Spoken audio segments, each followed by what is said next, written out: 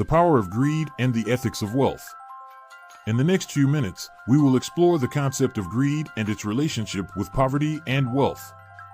We will discuss how greed can be channeled through both free markets and coercion, and how it affects individuals at different levels of income. Additionally, we will examine the moral implications of wealth and the role of money according to biblical teachings. Defining greed and its connection to poverty. According to Murray Rothbard, a prominent figure in Austrian economics, greed can be understood as the desire to overcome the inherent scarcity and poverty that humans are born into. While resources may be abundant in the universe, the process of harnessing and utilizing them requires labor, cost, and other resources, leading to scarcity and poverty. Rothbard argues that greed is simply the desire to move away from this default state of scarcity. The nuanced approach to greed. Greed can be channeled in two ways, through a free market or through coercion. While some argue that greed is inherently bad and detrimental to society, it is important to consider the nuances of its manifestation. In a free market, greed is channeled through voluntary exchanges, where individuals create something that others want badly enough to engage in a trade. This process leads to the creation of wealth and benefits society as a whole.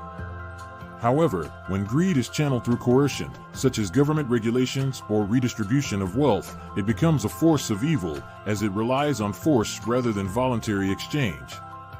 The selfishness of poverty versus wealth. Examining the individual level, we can explore the question of whether it is more selfish to be poor or wealthy. A person living in poverty, relying on the generosity of others, is inherently selfish as they have no capacity to provide for others. On the other hand, as individuals move up the income ladder and become self-sufficient, they have the ability to provide for themselves and their families, reducing their level of selfishness. Those who accumulate significant wealth can create even more value for society by investing, starting charities, or creating jobs. Thus, the more wealth one possesses, the less selfish they become, as they have the means to care for and contribute to the well-being of others. The ethical use of wealth. The way individuals choose to use their wealth also plays a crucial role in determining its ethical implications. Saving money, like Scrooge McDuck, can lead to deflation and lower prices, benefiting society as a whole.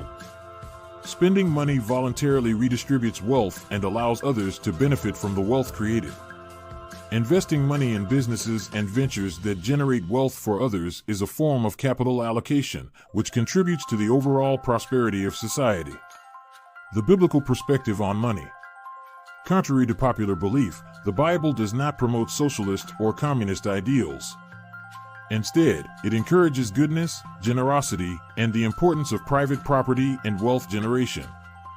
The Bible emphasizes the responsibility to provide for one's family and the value of hard work and creating wealth. It also reminds individuals that wealth is a gift from God and should be used for good rather than evil. Conclusion. Greed, when channeled through voluntary exchanges in a free market, can be a powerful force for good, driving innovation, competition, and wealth creation. However, when greed is enforced through coercion, it becomes a force for evil. Individuals have a moral responsibility to provide for themselves and their families, and the accumulation of wealth can enable them to contribute to the well-being of others. Ultimately, the ethical use of wealth and the consideration of biblical teachings can guide individuals in harnessing their greed for the betterment of society.